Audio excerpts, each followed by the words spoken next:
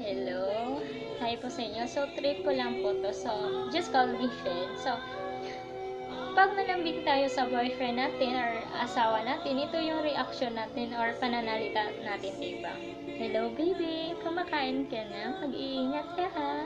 At tandaan mo, mahal na mahal kita. Huwag mo akong iiwan, ha? I love you so much. At kumain ka ng mabuti dyan. Kasi pag may sakit ka, hindi kita maaalagaan kasi malayo tayo sa isa't isa. I love you. Sabay kiss talaga. Pero ilang buwan dumaan, nalaman ni girlfriend na si boyfriend nagloko at may nilalandi na babae. So, ito yung reaction natin or pagmumukha natin. Talagang tudo galit na galit. Sabay taas kilay. Sabay sabi, hoy putang ina mo, akala ko ako lang ang babae mong mahal, pero may iba ka pala. Ang lakas ng loob mo, saktan ako. Ha, gago ka, putang ina mo.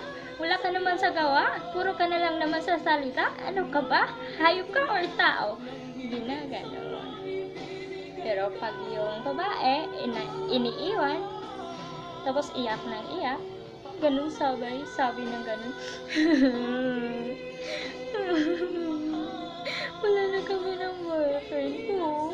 Iniiwan niya ako. Sumama siya sa babae. Pinagpalit ako sa magpapalaga. Mas maganda naman ako. Bakit ganun? Minahal ko naman siya ng totoo.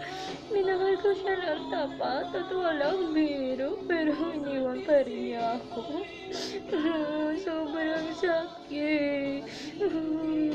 Idi, wow, ikaw na madrama, te. So, tandaan nyo, huwag nyo iyakan yung taong hindi kayo iniiyakan. Sayang yung luha.